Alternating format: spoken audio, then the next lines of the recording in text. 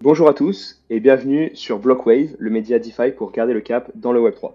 Donc moi c'est Gabriel, cofondateur et COO de Blockwave et de CDStore, la solution spécialisée dans les échanges centralisés qui permet à n'importe quel DApp, wallet et utilisateur et aussi des institutionnels de manager les échanges centralisés. Et donc aujourd'hui je suis avec Cory Léon. Salut Cory. Salut, merci Gabriel pour l'invitation. Merci à toi. Franchement, c'est vraiment un plaisir de t'avoir sur cette interview. Est-ce que juste en une phrase, est-ce que tu pourrais te présenter très brièvement? Bien sûr, j'ai commencé à crypto en 2017. Ensuite, j'ai rejoint Binance en 2020. C'est là où, du coup, je gérais le marché français sur la partie. Moi, j'étais du côté marketing et David Princé, du coup, le CEO, chapeautait tout le pays sur tous les aspects régulation. David a vraiment fait énormément de choses pour Binance France. Et j'étais du coup le premier employé avec David. Et ensuite, j'ai rejoint l'équipe listing de Binance. Avant, je suis même passé chez Trust Wallet, puisque Trust Wallet est l'une des subsidiaries, une des branches de Binance. Et du coup, ensuite, j'ai rejoint l'équipe listing de Binance, donc l'équipe qui décide, qui évalue les projets qui vont être listés sur la plateforme Binance.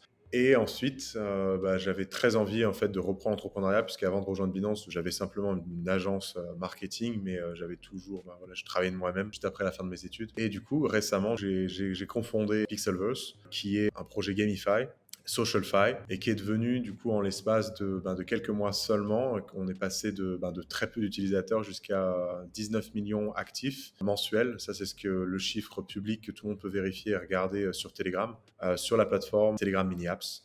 Donc c'est simplement un Telegram bot si vous n'êtes pas familier, mais je pense qu'on pourra en parler plus tard. Mais voilà, grosso modo, à propos de moi, c'est voilà, dans la crypto depuis un moment maintenant. Je suis passé chez Binance, Trust Wallet, et j'ai récemment lancé du coup un projet Gamify qui a été listé récemment aussi sur Bybit. Bah, en tout cas, ouais, bravo, effectivement. On mettra des liens dans la description, mais j'ai vu que ouais, ces derniers mois, le succès de Pixelvest était assez énorme. Donc, bravo en tout cas pour tout ça et on aura le plaisir d'en reparler juste dans un moment. Est-ce que, ouais, maintenant, rapidement, petite question aussi icebreaker, ça serait intéressant de comprendre qu'est-ce qui t'a fait partir de chez Binance? Parce que, comme tu l'as expliqué, d'ailleurs, on dit bonjour à David Princé, que je connais assez bien aussi. On partage les mêmes bureaux, tu sais, à Station F, de temps en temps, il vient. Et donc, ouais, qu'est-ce qui t'a décidé de partir de Binance après justement 3 ans, comme tu l'as dit, avec un poste à haute responsabilité où tu justement organisais tous les listings? C'était quoi le déclic qui t'a fait changer de scope? Alors, premièrement, je suis rentré chez Binance. C'est peut-être 50% David, si c'est pas plus, qui m'a fait venir parce que du coup, je le connaissais d'avant, de 2018, quand c'était le début un petit peu de l'écosystème français. Et la raison pour laquelle j'avais vraiment envie de travailler chez Binance, c'était pour travailler dans la crypto. C'était pour commencer. J'étais à l'époque peut-être un peu idéaliste et carriériste, on va dire, en me disant, ah, si je rentre chez Binance, ensuite je pourrais faire ce que je veux, je pourrais même aller dans une autre boîte. Après ça, finalement, non, j'ai ma propre boîte. Mais l'idée, c'était vraiment de rentrer chez Binance pour apprendre, comprendre plein de choses. Et c'était juste l'endroit idéal parce qu'on a un niveau d'autonomie qui est juste délirant. On peut faire plein de choses. On est valorisé si on bosse bien. Tout ce qu'ils aiment, c'est essentiellement des activités marketing sans budget. Ils aiment vraiment qu'on essaie de se casser la tête pour trouver des solutions innovantes. Et donc, c'était extrêmement bien. Et puis, au bout d'un moment, après 3 ans, tu te dis, bon, j'ai un peu fait le tour. J'étais arrivé, je pense, à un cap aussi au niveau carrière parce qu'après l'équipe listing, je pense pas que j'aurais pu aller autre part. Tous mes collègues étaient asiatiques aussi chinois, donc j'étais le seul. Parfois, les meetings étaient même en chinois. Donc je pense que peut-être que je déménage pour évoluer, il y a certainement des choses à faire pour évoluer encore au sein de Binance, mais je voyais pas forcément quelque chose de plus à aller chercher. Et j'avais déjà fait du marketing, fait du business développement, ensuite fait du listing qui est plus proche finalement du venture capital. Juste pour résumer ce qu'on fait à l'équipe listing, essentiellement, c'est qu'on va analyser les projets en fonction de leurs fondamentaux, en fonction des équipes. Et ensuite, la question à laquelle on doit répondre, c'est essentiellement est-ce que ce projet va performer bien ou non sur les plateformes, sur la plateforme d'échange, avec l'un des KPI principaux essentiellement étant celui du ROI pour les utilisateurs, puisque Binance, son but, c'est quand il liste un token, c'est que son prix augmente, parce que sinon, ça veut dire que pour le token est listé, c'est exit liquidity, mais pour les gens qui étaient avant Binance, et donc c'est pas bon du tout. Et donc, c'est ça qu'on cherchait essentiellement à résoudre, en plus de ça, de lister des projets pour augmenter le nombre d'utilisateurs. Et donc, pour répondre à la question pourquoi je suis parti de chez Binance, parce que je n'ai pas commencé à avoir vraiment envie de lancer quelque chose. Et au bout d'un moment, quand tu es en crypto depuis un certain temps, soit tu es juste investisseur et c'est très bien et tu as ton taf à côté, mais j'avais vraiment envie de tenter un truc et de contribuer un petit peu aussi à l'écosystème de manière générale. Et c'est ça aussi qui m'a motivé en fait, c'est de me dire, ah bon, il est peut-être un peu temps que je fasse quelque chose en plus, même si c'est Binance, forcément, on faisait des webinars, on faisait de l'éducation, etc. Mais je me suis dit, allez, c'est peut-être le moment de montrer un petit peu la version de ce qu'on pourrait être la crypto. Et on a eu du coup beaucoup de chance avec les Telegram Minigames Programme, puisqu'on a, je pense, vraiment qu'on a peut-être fait découvrir la crypto à peut-être, je dirais, allez, peut-être 5 millions de personnes. On vient de faire une collection NFT. Cette collection NFT, il y a déjà 200. Alors, il faudrait qu'on regarde maintenant, mais c'est le mint était terminé aujourd'hui après 2 semaines. On est à 210 000, je crois, unique holders. Donc, on est l'une des PFP collections les plus larges. Alors, c'est sur Ton, c'est sur la blockchain Telegram. Du très retail, du très Web 2. Et ça, on en est très fiers, du coup, d'avoir adressé un marché qui pas forcément a été adressé jusqu'à maintenant dans le Web 3. Pour plein de raisons, c'est parce que simplement, c'est la courbe d'innovation. Au début, tu as tes early adopters. Je crois qu'il y a un autre terme pour vraiment ceux qui sont early, mais là, on est peut-être commencé à aller dans la early majority. Et du coup, on a une nouvelle type de population et je pense qu'elle va être, ce type de population va être super caractéristique pour le prochain cycle. Alors, peut-être qu'on est déjà dans le prochain cycle, mais je veux dire pour la prochaine vague, peut-être d'enthousiasme et d'euphorie à propos du prix des crypto-monnaies. Et voilà, donc grosso modo, j'avais simplement envie de créer quelque chose par moi-même et de proposer quelque chose peut-être de nouveau, dit plus personnel. Super, et puis on peut voir en tout cas que je pense que c'était une bonne décision vu le succès et les différentes fundraising que vous avez effectués. Là, on aura l'occasion d'en reparler, mais j'ai vu effectivement que ouais, niveau métrique, c'était assez impressionnant. Et puis comme tu l'as dit, la blockchain Ton qui permet quand même cette mass adoption, de ce que je comprends, et j'aimerais bien d'ailleurs que tu dis un peu plus quel est vraiment le lien entre Telegram, la blockchain Ton, votre jeu, en fait, comment vous bénéficiez en fait de toute la user base de Telegram. Donc Telegram, c'est presque 1 milliard d'utilisateurs. Pavel Durov a souhaité même faire une IPO, il me semble, en 2026. Tout s'aligne actuellement pour finalement faire en sorte que les métriques vont augmenter. Donc c'est aller chercher du revenu, c'est augmenter la valorisation de Telegram. Et l'une des façons est d'utiliser, un peu comme Binance l'a fait, d'utiliser certainement cette vague qu'il va y avoir en crypto-monnaie avec, sans se le cacher, un attrait pour le gain de la part des utilisateurs. Et je pense que c'est un bon incentive. Donc il y aura forcément un peu de casse au passage, mais c'est quand même un bon incentive d'avoir les utilisateurs qui viennent en espérant obtenir quelque chose par du coup ces nouvelles modalités de distribution qui sont possibles via les crypto-monnaies. Donc, et le fait de récupérer une partie des revenus d'une plateforme, par exemple. Il y a plein de tokenomics différents, mais c'est l'un des exemples proposés et qui est simple à comprendre. Et donc ça attire pas mal de monde. Et nous, on le voit très bien hein, chez Pixelverse. Pourquoi les gens sont autant enregistrés et ont commencé à jouer. Une partie des gens étaient des joueurs, et même beaucoup. Et je pense que notre core communauté, aujourd'hui, peut-être 200 000 personnes, même si on a eu beaucoup plus de millions, des millions et des millions, mais je pense que la core communauté est peut-être 200 000 personnes, ce qui est énorme. Hein. Ouais, en termes d'actifs, c'est-à-dire weekly active user, tu dirais? Ah non, non, en daily active, on est toujours à plusieurs millions. On est toujours à plusieurs millions en daily active, donc ça ne change pas. En monthly, du coup, on est à 19 millions sur le mois dernier. Peut-être que ce mois-ci, on aura une petite baisse d'activité, puisque quand tu as un airdrop, tu as systématiquement une grosse activité qui arrive, mais on a quand même une activité qui est extrêmement élevée, et surtout pour un projet gaming en crypto. Mais en gros, pourquoi ça fonctionne Telegram Mini-App? Ça fonctionne parce qu'il y a une intégration de ce que je vais appeler Payment Gateways, c'est les modèles de paiement, donc ils sont très facilités. Et c'est un petit peu comme quand tu as commencé à goûter à Apple Pay, ou enfin, je veux dire, quand tu commences moi, parfois, je sors de chez moi, systématiquement, 90%, j'ai pas ma carte bancaire sur moi. Et je suis pas, enfin, j'ai des amis, ils sont au stade de s'offusquer quand il y a des marchands qui ne prennent pas Apple Pay. Et et je pense que c'est un peu ce même système, c'est que quand tu as un système qui est aussi simple que dans Telegram, de faire deux trois clics et de recevoir du ton token et ensuite de pouvoir acheter quelque chose, pourquoi pas l'acheter en fait. Ça te fait juste un petit shot de dopamine, c'est-à-dire qu'aujourd'hui, voilà, tu as un jeu, il y a de l'enthousiasme autour, les gens l'apprécient, tu as des bons visuels, tu as un jeu que tu as envie d'essayer. Allez, pourquoi pas payer 3 dollars. Et ensuite, après, il y a des gens qui vont accrocher, qui vont adorer, qui vont continuer à jouer à la plus grande version du jeu. Et d'autres simplement qui se diront, bon, j'ai un collectible, c'est mon premier NFT, je suis rentré dans la crypto, et c'est très bien aussi.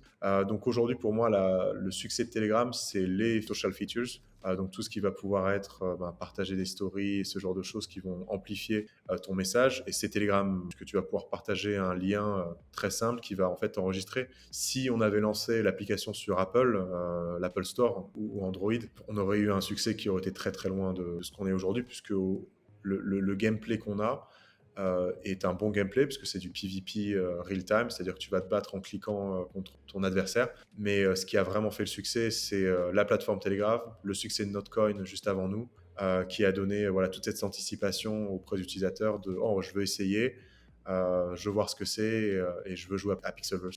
Ok, alors super clair. Donc ouais, pour résumer, vraiment, le succès de Pixelverse, c'est quand même en grande partie dû justement à cette super belle interopérabilité de Telegram et cette grosse user base de Telegram qui du coup en quelques clics va pouvoir accéder à votre jeu et potentiellement acheter justement des NFT, ces collectibles. Donc ouais, en fait vraiment tu dirais une UX très simplifiée également. C'est l'UX, ouais, tu as tout résumé. C'est l'UX, c'est les social features, c'est le fait que tu n'aies pas besoin de télécharger quelque chose, tu es dans une interface qui est familière avec que toi, tu as déjà peut-être mis un 2FA ou un peu de sécurité dessus, donc tu n'as pas peur de te faire hacker ton compte Telegram. Voilà, c'est quand même beaucoup plus simple en fait d'avoir ben, ce canal de distribution, te dire ok, bon ben j'aime ce canal, et du coup, ben, je peux simplement y accéder parce que je connais la plateforme et je sais que c'est une bonne plateforme et depuis des années, donc pourquoi pas jouer à un jeu qui est sur la plateforme. Ok, non, super clair. Et d'ailleurs, une autre question, on n'a pas directement parlé de Pixelverse. Donc, est-ce que tu peux nous faire une présentation très rapide en mode version grand-mère pour les gens, même potentiellement, tu vois, qui n'ont jamais fait des play to earn, des tap to earn, qui ont pas vraiment touché à la GameFi? Voilà, comment tu expliquerais ce qu'est Pixelverse aujourd'hui? Bien sûr, donc Pixelverse, c'est un jeu qui a la volonté d'être un métaverse du coup, donc c'est-à-dire ben, un jeu avec des interactions avec plusieurs univers en ligne avec des composantes sociales. Ce jeu, c'est un jeu qu'on est en train de créer, donc Pixelverse Fight, donc Pixel Tap à l'intérieur de Telegram est juste un des mini-jeux qu'on développe, mais on développe un autre jeu qui est un jeu basé sur desktop, sur l'ordinateur de bureau, web browser-based, et en fait, on crée tout cet univers autour de Pixelverse avec l'idée du Pixel Universe. Et donc, on va ramener plusieurs univers, donc plusieurs IP. Les IP, c'est par exemple, on a fait un partenariat avec Pudgy Penguin. On a un partenariat aussi avec Mew, qui est l'un des meme coins sur Solana, le plus gros meme coin. C'était top 100 market cap récemment. Et on a tout, en fait, tous ces partenaires et qu'on ajoute dans le jeu. L'idée, c'est de créer simplement, en fait, juste un jeu qui est sympa avec beaucoup d'éléments de la culture crypto, Web3. Et ce jeu sera un MMORPG, le gros jeu. Et après, sur les jeux plus mini-games qu'on aura sur Telegram, on sera plus proche voilà, de petites parties à jouer rapidement, toujours dans cet univers avec un fort branding qu'on a, donc autour du branding cyberpunk. Et voilà. Mais Pixelverse, de l'idée qu'on avait au début jusqu'à maintenant, a beaucoup évolué parce qu'on s'adapte aussi à la communauté et aussi au nombre d'utilisateurs. C'est-à-dire que quand tu as beaucoup d'utilisateurs, tu sais que tu as une population, une audience qui est plutôt sur du casual gaming, hyper casual gaming. En ce moment, on va renforcer le nombre de mini-jeux qu'on va proposer sur Telegram parce qu'on voit qu'il y a eu un fort engouement là-dessus.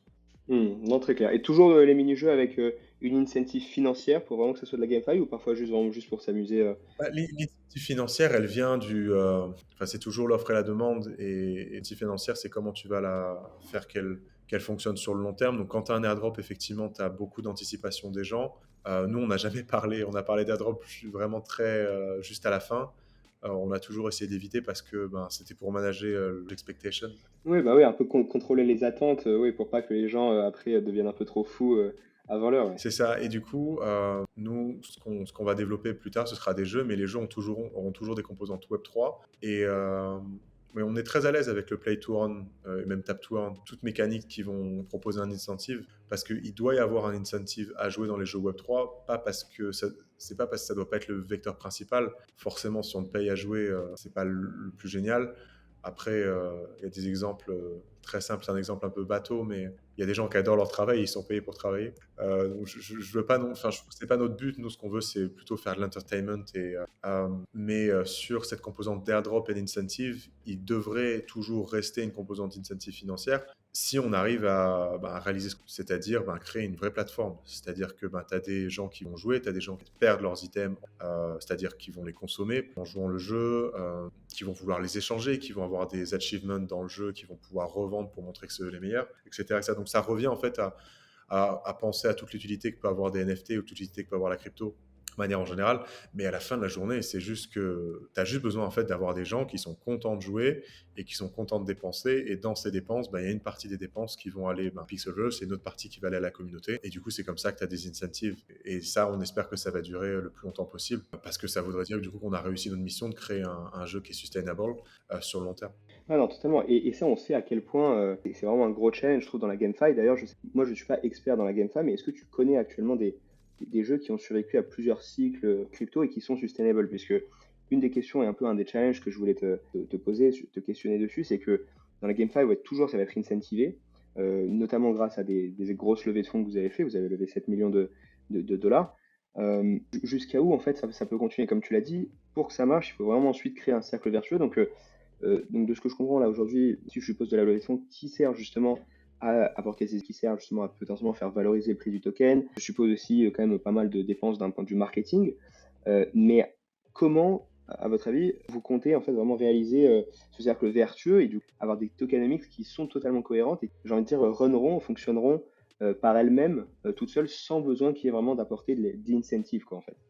On n'utilise pas les fonds de la levée pour incentiviser les joueurs. Ce qu'on doit faire, c'est trouver des moyens avec des solutions techniques et des solutions de game design pour que les gens se disent ah ben c'est cool, je joue et quand je joue, je gagne un NFT, mais il y a quelqu'un d'autre qui n'a pas envie de passer 5 heures à jouer au jeu et du coup il achète le NFT et du coup une transaction, tu as une fille, tu as quelqu'un qui gagne de l'argent, tu as quelqu'un qui est content d'avoir un NFT pour jouer à un jeu, peut-être faire une quête. Et c'est ça qu'on doit créer de manière très très très très simple et caricaturale. Mais c'est un peu, enfin, quand on regarde tous les modèles de financement, le modèle de paiement des jeux, il y a eu une énorme évolution depuis 40 ans. Même, je sais pas, je dis 40 ans, mais c'est parce que je pense à Ping Pong, qui était l'un des premiers jeux arcade. Et ensuite, ben, du coup, tu jouais. Ensuite, tu as eu les consoles. Du coup, tu achetais la console et tu jouais ensuite. Donc, genre, type la NES, Nintendo. Ensuite, après, tu as eu plutôt les CD-ROM, Age of Empire, StarCraft, Warcraft, Crusader. Enfin, il y avait plein de jeux, Civilization, Zeus, le maître de l'Olympe. J'en ai beaucoup, hein. Tous ces jeux auxquels on a joué. Et donc ça, c'est un modèle où tu achetais ton jeu une fois et ensuite après t'arrêtais. Ensuite après, on a eu les plateformes de streaming, puisque Steam, il me semble que Steam est arrivé en 2003, donc c'était quand même il y a longtemps, par Valve. Et donc un modèle de distribution de jeux, tu vas payer, tu vas donner une partie de ta vente à Steam en échange d'avoir de la visibilité sur Steam. Steam, il me semble qu'ils prennent 30% actuellement, donc c'est très cher. Et après, on est passé sur. Qu'est-ce qui s'est passé après? Ben, je pense que là, après Steam, la dernière évolution, c'est le cloud gaming, où là, tu vas vraiment avoir toute ta bibliothèque de jeux avec les passes sur Xbox. Et ce qu'on va voir avec le Web3, potentiellement, ben, c'est du coup un nouveau modèle d'achat et de paiement du jeu. Et on a aussi les free-to-play aussi avec Fortnite, peut-être juste avant ça, avec les microtransactions.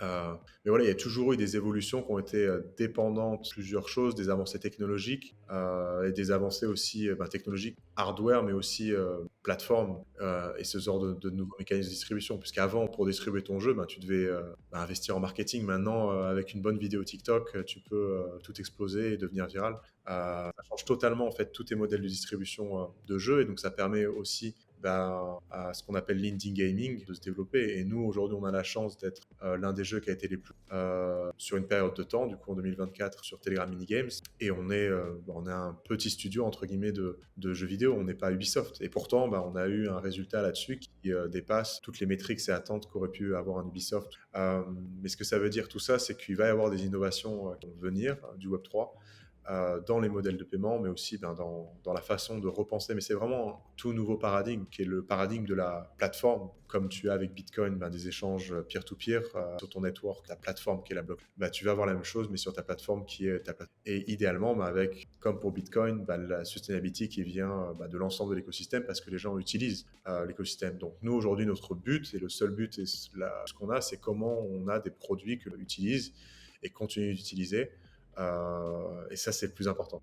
Donc ouais, si je comprends, c'est vrai que c'est super intéressant que tu aies insisté sur ce changement de paradigme et ce changement de plateforme. Et donc ouais, voir la blockchain comme une plateforme, effectivement. Et puis après, de ce que je comprends, tu peux utiliser que ce soit sur ton ordinateur ou ton mobile, non? Le jeu est totalement cross-compatible sur différents devices tant que du coup c'est run en fait sur la blockchain Ton. Donc, nous, ce qu'on a actuellement, on a réfréné toute utilisation de l'ordinateur sur Pixel Tap. Pour une raison principale, c'est que on était on était inquiet des bots de manière générale. Et si tu as déjà vu des vidéos, je sais pas, aux Philippines, au Vietnam, ou au Kazakhstan ou n'importe où, tu vois des rangées d'ordinateurs sur desktop et avec des autoclickers avec une cinquantaine de pages ouvertes. Et ça se fait du coup sur desktop. Il y a des façons de le faire sur mobile.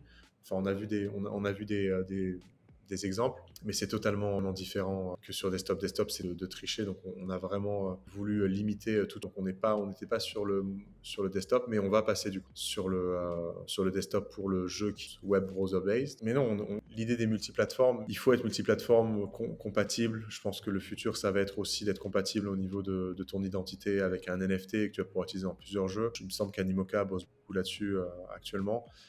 Et ça va être globalement ce qui va compter le plus pour les joueurs, c'est leur réputation, c'est-à-dire avoir une sorte de profil de gamer, à mon avis, où tu as été, je sais pas, top 350 sur League of Legends et tu transfères sur un nouveau jeu qui sort, tu pourras avoir la réputation bon joueur sur League of Legends avec des achievements et avoir en fait toute cette historique parce que aujourd'hui quand on joue un jeu, surtout qu'il y a de plus en plus d'e-sport, on a envie d'être valorisé sur Internet, sur la réputation en tant que gamer qu'on a, ça reste un achievement. Et que c'est ce qui va le plus compter quand on pense d'interopérabilité entre consoles et plateformes.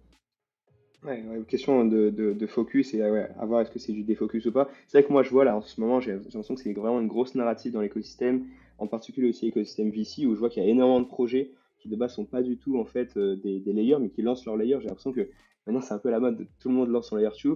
Nous avec Silistar on travaille avec des Perps Dex, ils lancent leur layer 2.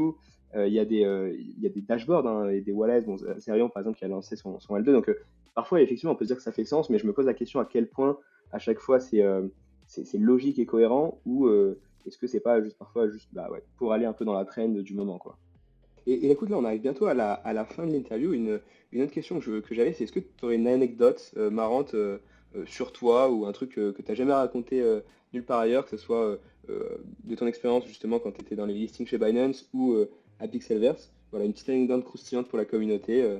Si ça te vient à l'idée, n'hésite pas à partager. Je pense que les années peut-être les plus intéressantes, ce sera quand j'ai passé pas mal de temps avec Sizi et David. J'ai même eu la chance de prendre de la première fois et là, que je prenais un jet privé, c'était avec Sizi en Ouais, 2021. En octobre, on était à Dubaï avec David. David m'avait dit, David était invité et je ne l'étais pas parce que David est dans les équipes leadership de chez Binance. Donc il était invité à Dubaï. Et je lui ai dit, est-ce que je peux venir? Il m'a fait, bien sûr, viens. Donc, j'étais pas du tout, j'allais pas au meeting, c'était quand même assez exclusif.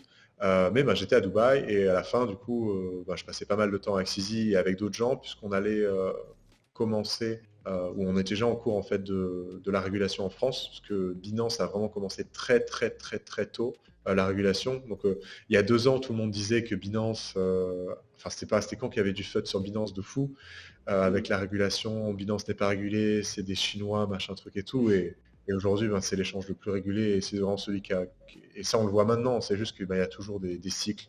Apparemment, c'était orchestré par FTX. Je n'ai pas vu les détails.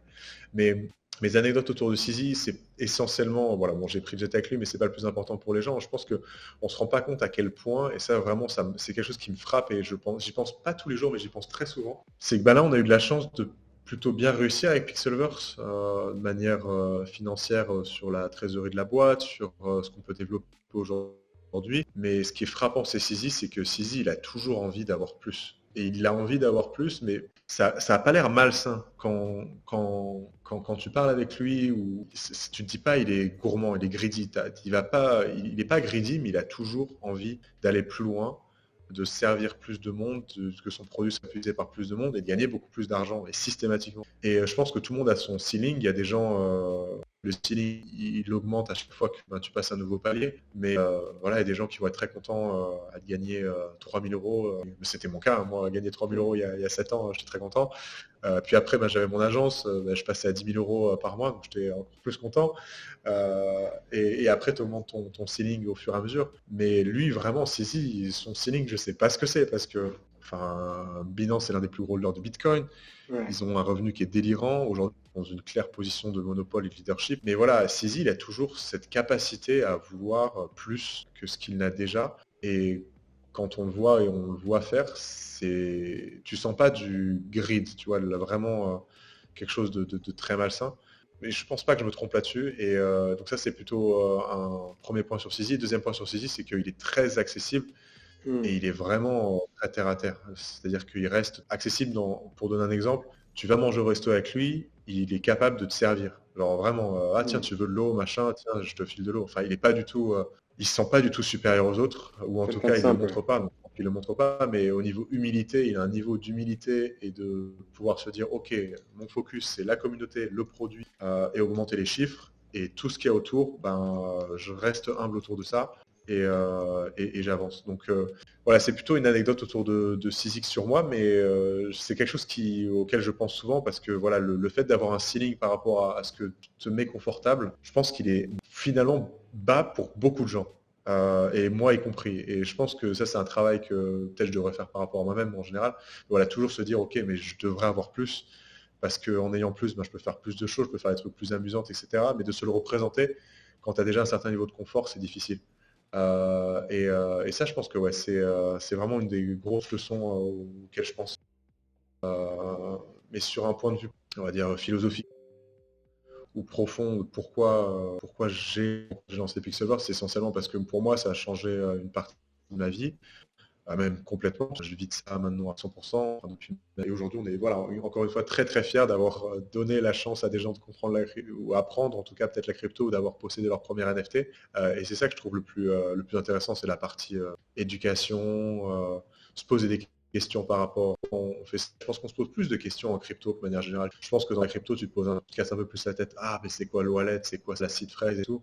Et toute cette partie éducationnelle, je trouve super intéressante à partager. Et la façon dont on le partage aujourd'hui avec Pixelverse, c'est grâce à un produit. Et après, derrière, nous, ce qu'on espère tous forcément, et tous les fondeurs en gaming, c'est d'essayer d'avoir un jeu qui va vraiment... Voilà, moi j'aimerais vraiment que Pixelverse, dans 10 ans, ça existe toujours. Que ce soit une super grosse boîte ou petite boîte, le plus important, ce sera simplement qu'on ait un cycle vertueux où les gens sont contents, les gens y jouent. On se rend pas compte, mais c'est vraiment casse-gueule d'aller dans Ouais, la gamify. Je pense que tout est casse-gueule. En tout cas, exactement, tu ouais, peux, parce exactement. que dès que tu Parce qu'il vas y a de l'argent en jeu. essayer d'extraire, dès que tu vas toujours avoir des gens qui vont essayer d'extraire ton système et utiliser ton système. Mais c'est ça qui est intéressant aussi, c'est comment tu combats ces problèmes et comment tu dois te casser la tête. Ouais, donc maintenant on peut plus s'intéresser à toi, maintenant qu'on en a appris un peu plus sur Pixelverse, tous ces sujets super intéressants de Ton, L2. Là, on va un peu plus intéresser à ton why, c'est une partie qu'on aime bien faire à chacune de nos interviews. Tu as déjà donné quelques éléments, mais est-ce que tu pourrais un peu plus en parler sur quel est ton why personnel? Pourquoi en fait tu as cofondé Pixelverse et quelles sont les causes que tu défends à travers ce projet? Quand j'ai commencé la crypto, c'était en 2017 et j'ai été assez, on va dire, frappé. En tout cas, j'ai lu le Bitcoin White Paper. Mais c'était vraiment cette idée d'avoir accès à mes finances de manière libre. C'était le plus important pour moi. C'était vraiment le sentiment de liberté. C'était le premier vecteur de commencer la crypto. Et après, quand tu commences la crypto, et surtout à cette époque-là, je pense que le niveau d'idéalisme était beaucoup plus élevé que maintenant chez beaucoup de gens. Parce que c'était vraiment voilà, les early, on va dire, innovators, même en 2017. Bon, moi, je pensais que j'étais très late en 2017, mais au final, et je pense que c'était pareil pour les gens qui arrivaient en 2013 ou autres, au dépendant de à chaque vague où Bitcoin a explosé. Euh, mais la raison principale pour laquelle j'avais envie de mettre là-dedans, c'était principalement premièrement, et très sincèrement, c'était pour changer d'abord ma vie personnelle. Mhm. Donc j'ai une bonne vie, hein, il n'y a pas de problème, j'ai fait des bonnes études, tout se passait bien, j'avais un travail normal. Mais voilà, dans mon cas, c'était essentiellement, au début, c'était ça, pour la liberté et faire quelque chose qui me plaise et quelque chose de fun. Et aujourd'hui, je m'amuse vraiment dans tout ce que je fais. Donc un jour où je me dis, et je pense que ce qui fait que ça me plaît autant, de manière personnelle, c'est le fait de me dire que je ne sais vraiment pas demain ce qui va se passer dans la crypto, parce que tu as des news tout le temps et c'est un stimulus permanent. Mhm. Et en plus de ça, quand tu rajoutes la couche où tu as ta propre boîte, tu sais encore moins ce qui va se passer. Et c'est ça qui rend la journée encore plus Est-ce intéressante. que tu aurais un conseil à partager à- à nos auditeurs, notamment ceux qui potentiellement hésitent à se lancer justement en tant qu'entrepreneur, en tant que builder dans l'écosystème Web3 de manière générale? Est-ce que tu as un conseil à leur donner? Moi, mon conseil, c'est vraiment de pas perdre son temps. Moi, c'est Mhm. vraiment ma phobie. C'est que, genre, c'est vraiment de se dire, OK, d'être très réaliste avec soi-même. La crypto, c'est un marché qui va très vite. Si vous êtes dans la création d'un projet crypto depuis 5 ans et que c'est le même, c'est beaucoup trop long. Pixelverse, nous, on a commencé en février, on a listé en juillet. Parce que la crypto, tout le monde le dit, hein, la crypto, une semaine en crypto, c'est un an dans la vie normale. Mais c'est Mhm. vrai. Et Ouais. ça doit être vrai aussi, pas que sur les news, mais ça doit être vrai sur la façon dont vous faites votre entreprise et vous devez aller. Il y a des tendances, il y a plein de règles à maîtriser. Et je pense que le plus important vraiment en crypto, c'est d'être vraiment très très très très rapide exécuter rapidement. Et en fait, j'ai réalisé que tout le monde s'en fiche presque. Il faut juste aller vite euh, et deliver le plus rapidement. Et du coup, mon conseil, c'est vraiment être très objectif. C'est se dire, OK, bon, bah voilà, maintenant, je vais dédier 3 mois de ma vie à lancer ce projet et je veux en arriver là dans 3 mois. Et vraiment se dire, et si dans 3 mois, c'est pas bon, bah, essayer de J'arrête ou comprendre ce qui n'a pas je fais marché. quelque chose d'autre. Ouais. Ah non, mais totalement. Donc, ouais, donc vraiment se fixer des milestones, pouvoir mesurer aussi ouais, ses progressions et oui, pas tergiverser et pouvoir pivoter, voire arrêter avant que, enfin, ouais, plutôt que de perdre son temps. Donc, non, franchement, ça a beaucoup de valeur ces conseils. Je te remercie personnellement aussi en tant qu'entrepreneur et bon, pour l'audience, je pense qu'effectivement, ça sera aussi super intéressant. Écoute, on arrive à la fin de cette vidéo. Donc, merci encore pour ton temps, pour tous ces insights sur Pixelverse et vraiment aussi bah, sur tes conseils en tant qu'entrepreneur. Une petite question avant de finir. Est-ce que tu aimerais voir une autre personne dans ce podcast, dans cette interview chez Blockwave prochainement? Dans les gens que j'aime bien, les entrepreneurs, Mhm.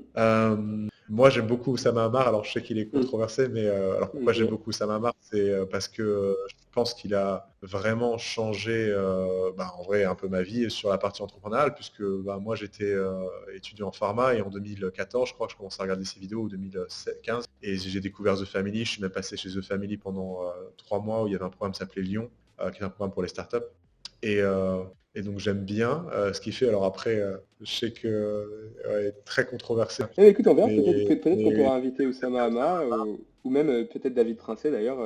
On pourra lui proposer. Donc, non, super. David est génial. Franchement, ouais, Ouais. David est génial. Alors je sais pas si maintenant, je sais pas, je voulais dire David, mais je sais pas s'il peut maintenant faire des interviews parce que chez Binance contrôle le vol, et peut-être s'il peut. Hmm. Mais David, il est très très très visionnaire. Je ne sais pas si on le voit, mais il m'a appris énormément en marketing, en stratégie et en vision. Il voit tous les coups, mais il voit 5 coups en avance. Hmm. Je dis 5 coups, mais vraiment, il y a énormément de choses qui sont passées après chez Binance au niveau global que David savait avant, juste parce qu'il a une intuition qui est énorme. Et je pense que c'est pas par hasard du coup que la France aujourd'hui est ben, le premier pays européen à recevoir la licence chez Binance. Ok, bah écoute, super clair. On essaiera de l'avoir et je te ferai signe si c'est le cas. Et merci encore, franchement, Corey, pour cette superbe interview. Merci pour ton temps. N'hésitez pas à follow notre compte Twitter, mettre un pouce bleu, commenter la vidéo. On répondra à tous les commentaires. Et ouais, merci encore, Corey, pour ton temps. Je ne sais pas si tu as un mot de la fin. Non, merci Gabriel. Mot de la fin. Quelques regrets que j'ai avec Pixelverse actuellement, c'est de ne pas avoir monétisé plus rapidement l'audience, puisqu'on l'a monétisé après le listing pour pas créer une asymétrie, on va dire, d'information, mais c'est-à-dire un biais cognitif sur le fait que ah, tu vas acheter des trucs avant, donc tu vas avoir plus après, parce que ben, pour moi, c'était pas très éthique. Euh, mais le plus important, peut-être qu'on aurait dû en fait y aller à fond et se dire ok bon ben on saisit l'opportunité qu'on a maintenant de générer le plus de revenus possible pour ensuite avoir plus de potentiel plus tard. Mais pour moi voilà c'est ça, il faut vraiment être très très très très très pragmatique quand on commence l'entrepreneuriat. On doit ben, être en capacité dans la crypto de pouvoir avoir l'attention des utilisateurs et de la communauté avant même d'avoir besoin presque d'écrire une ligne de code. Parce que ben, c'est possible. Et du coup, ben, ça montre directement s'il y a un intérêt par rapport à tes idées et si tu as la capacité de faire du marketing et de la vente. Parce qu'à la fin de la journée, le prix de ton token, c'est est-ce que tu arrives à convaincre les gens qu'il faut l'acheter. Et c'est pas directement, tu vas pas leur dire hey, achète mon token, il faut que tu l'achètes. Mais il y a plein de moyens indirects qui va être du type, bah, voilà, c'est faire des partenariats, des annonces token avec des systèmes de buyback, etc. etc. Hmm. Mais voilà, pour moi, le plus important, c'est se dire très pragmatiquement, je me lance, il faut que ça avance, il faut que j'ai un résultat du jour au lendemain. C'est peut-être un petit conseil, mais dès que j'entends quelque chose de nouveau en crypto, j'essaie de me renseigner à propos de ce que c'est et j'essaie d'expérimenter pour voir ce que c'est. C'est-à-dire que, je sais pas, récemment, il y a Pump.fun qui était très populaire. Bon, bah, faut aller regarder ce que c'est, il faut prendre un quart d'heure et il faut aller regarder. Hmm. Et je pense que c'est toutes ces gymnastiques dans la crypto qui fait qu'à la fin, on peut gagner de l'argent parce que c'est pas seulement à propos de oh j'ai trouvé le bon token à acheter une fois, ça c'est de la chance. Ce qui fait à mon avis qu'on devient un bon investisseur à la fin, c'est qu'on comprend les plateformes, on comprend les différentes choses et surtout on comprend pourquoi un produit est si attrayant pour une partie de la population, au moins savoir pourquoi ça peut marcher. Donc c'est mon mot de la fin. Super. Merci encore, Corey, pour ton temps et pour tous ces précieux conseils. Et on se retrouve très très vite. Merci à tous. Salut, à bientôt. Allez, Ciao. bye bye.